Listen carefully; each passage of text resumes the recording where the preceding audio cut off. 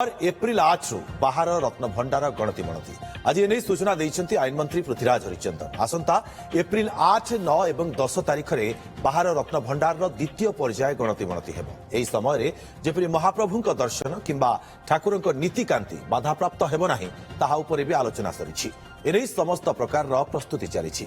रथयात्रा पाई 6 मास पूर्व बैठक चली। मुख्य शासन सचिव अध्यक्षतार समस्त दिग को नहीं आलोचना चली बोली आईन मंत्री सूचना देइछन्ति। गत 25 तारिख में बाहर रत्न भंडार गणति 80% काम सरिथिला।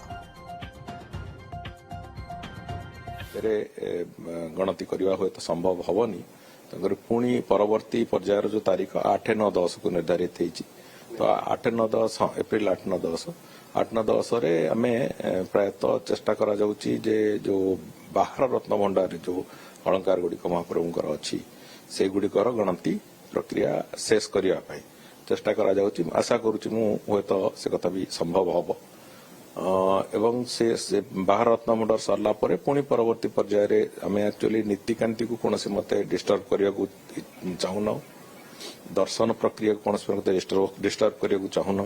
जदियो ये गणति मणति भी महाप्रभुंकर गोटे नीति भली किंतु ए सबू सांगेरे या ताल देकी चलैया चेष्टा करा होची जेमिति कार मंदिर नीतिकांति आरंभ करके दर्शन पर्यंत किसी व्याघात न हो। से दृष्टिकोण पुणी 8, 9, 10 पर पुणी परवर्ती तारीख निर्धारण करने को कहुई। छत्तीसा निजोग और मंदिर प्रशासन को कहुई एप्रिल मासर गोटे कैलेंडर तैयारी करदे से जो रत्न भंडार मरामती संपूर्ण रूपे सरी मरामती कौन 0% काम बाकी अच्छी।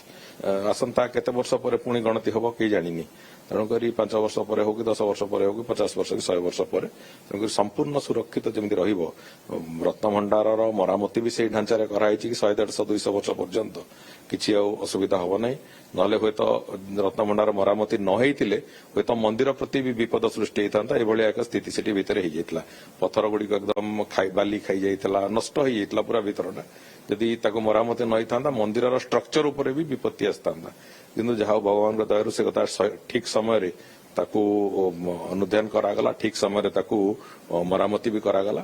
आज द्वितीय कथाटी जो अच्छी रत्न भंडार गणति मणति थे सरीगले रत्न भंडार दृष्टि महाप्रभुंकर जो भंडार दृष्टिकोण आमे भी संपूर्ण रूपे से आश्वस्ति पाइबू एवं ओडिशार जनसाधारण जो माने जगन्नाथ प्रेमी लोक समग्र विश्व से आश्वस्ति पाइबे।